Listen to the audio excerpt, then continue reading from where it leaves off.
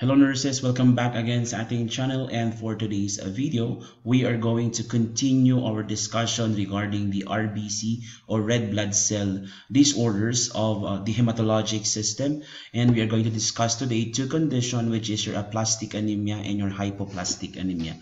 So if you're not yet a subscriber of this channel, please do consider to subscribe, hit that like button, comment, and share this video to all the nurses who are studying, to become future registered nurses. Aplastic anemia is a condition related to erythrocytopenia, or a decreased level of your red blood cell or your erythrocyte. So specifically, when I talk about aplastic, from the word itself, aplastic, this is the absence, of production of your blood cells. So basically, your aplastic anemia is a stem cell disorder that affects now to the bone marrow, and the bone marrow becomes depressed, leading now to the decreased production of the blood cells, which lead to a condition called pancytopenia. As we have discussed during the anatomy and physiology, which I'll be posting on our link or the description box, pancytopenia is a condition wherein all the blood cells level is below the normal range. This includes your red blood cell, white blood cell, and even your platelets. As you can see in this picture, this clearly shows a description of how aplastic anemia is happening. Decreased platelet, red blood cells are also decreased, and also WBC is decreased, meaning all the functions of these blood cells will no longer be active. So for example, platelet is for clotting factor, so no more clotting for this patient. Red blood cell is about the transportation of oxygen, so the patient may also suffer from oxygenation problem. And of course, WBC is against infection. Since decrease ang production, magkakaroon din ng pasyenteng ito ng problem in terms of protecting themselves against infection. Now, the other condition is the hypoplastic anemia. It's almost the same as your aplastic anemia. The only difference is that in aplastic, there is no production, while in your hypoplastic, there is still but a little production of the blood cells. So it's a very rare disorder in which the bone marrow doesn't make enough red blood cells, meaning there is still production but very low than it is usual, unlike sa aplastic wherein there is a total absence because of bone marrow depression.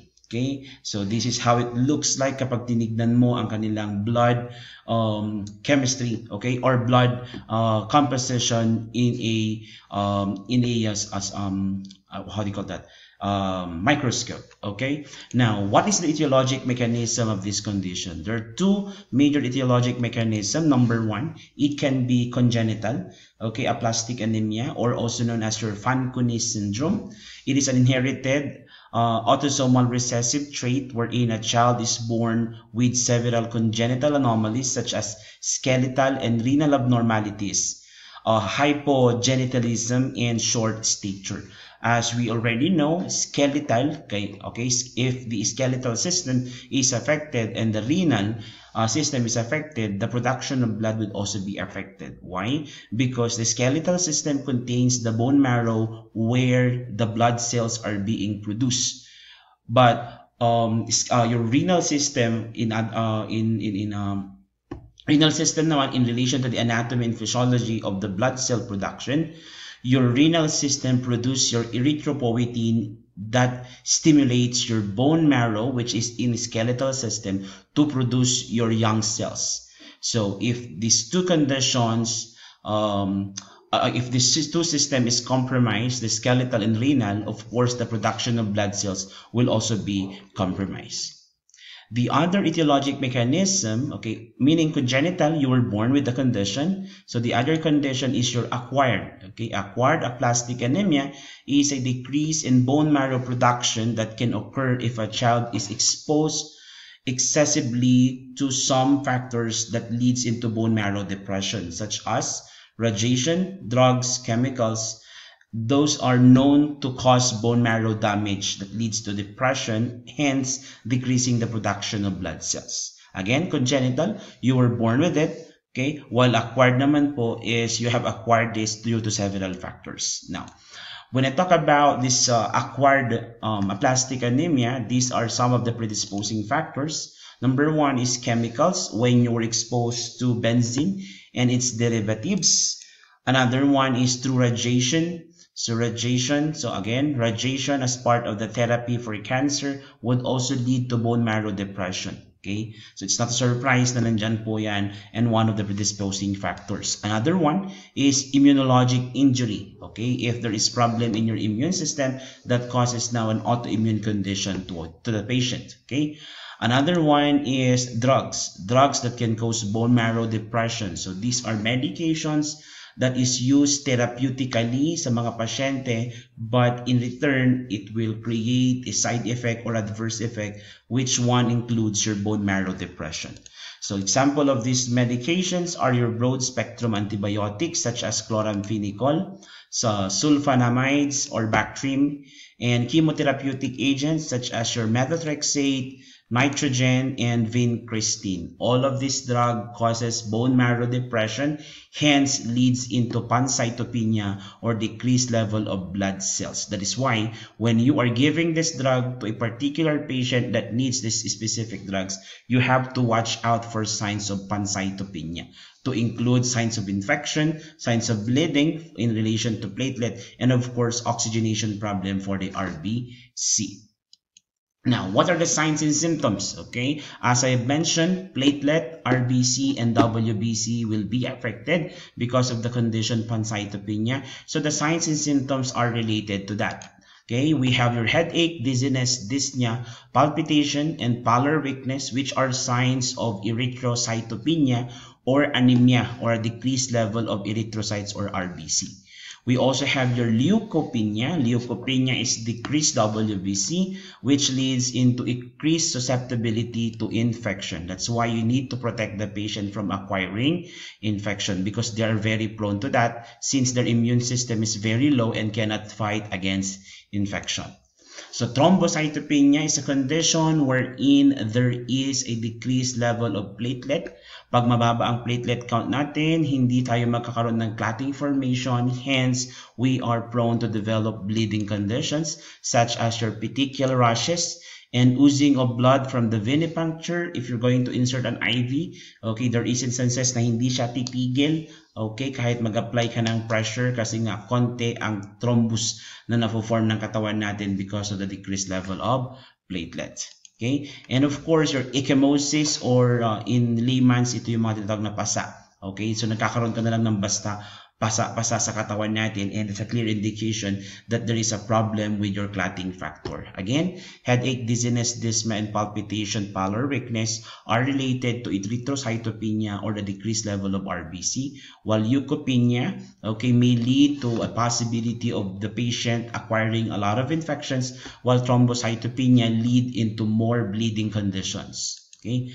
So these are the pictures for your reference. Okay, petechial rashes are like this. Common din siya nakikita sa mga pasyente na may dengue fever. Okay, dengue hemorrhagic fever. These are one of the initial signs that you can find to them, and part po siya ng ina-assess natin kapag ginawa natin ang tinatawag na Rumpel Leeds test or your tourniquet test. Okay, ecchymosis naman po ay ganyan, mga pasa-pasa na basta-basta na lang po na nakikita sa katawan, sa konting umpog lang, okay, na trauma lang konti, na namunggo, okay, nagkakaroon na po siya ng pasa, and that's a clear indication that there is a problem with the platelet. Okay.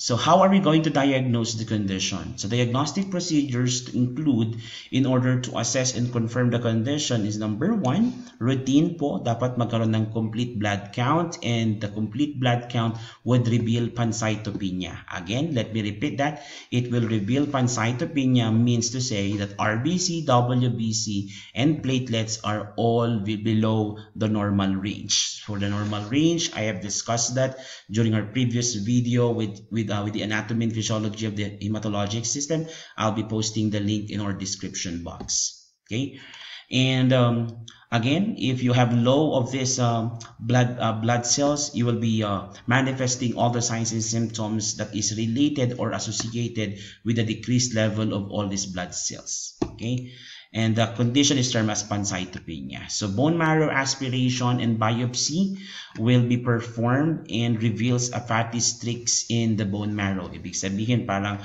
more on fats lang siya, wala po talaga siya ng mga blood cells. Okay, like what I've shown earlier doon sa picture beside the hypoplastic anemia. Okay, and when we talk about bone marrow aspiration, position ng pasyente natin dyan is C-shape, shrimp shape, okay, or side-lying knee chest position. So, expose natin yung kanyang spine area and a needle will be inserted sa kanyang bone marrow aspiration pala. Okay, bone marrow aspiration, depende kung saan tayo kukuha ng bone marrow, pwede sa iliac crest, sa long bones, or any part of the skeletal system that contains a lot of bone marrow. Okay, and it's gonna be a painful procedure, okay, even before and after, kahit may anesthesia dyan before and analgesic after. That's why we need to provide comfort sa ating pasyente before and after bone marrow aspiration. Okay, common sa mga bata, sa iliac crest po sila kumukuha malapit sa tadyang. Okay, so this reveals the fatty streaks in the bone marrow. Now, bone marrow aspiration, this is how it looks like. This is a sterile procedure. Pwede naman po siyang gawin bedside, but it's safe to do it on a sterile field like your operating room.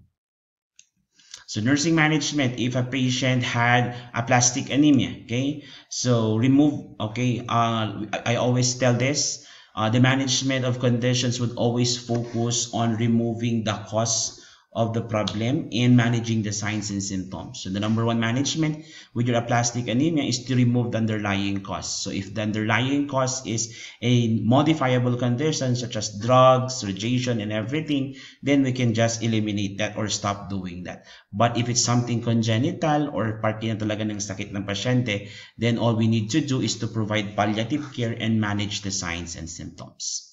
Okay, so blood transfusion as ordered kasi nga the body is no longer producing enough or not producing blood cells. That's why we need to give frequent blood transfusion in order for the patient to survive.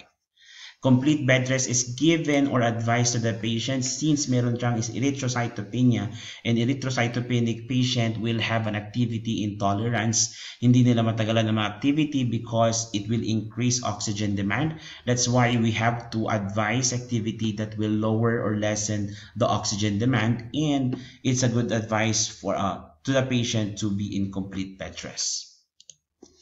Oxygen inhalation is very important also since mababa nga po ang kanilang RBC, okay, and the oxygenation problem ang concern natin dyan, so the patient will be hooked into O2 administration.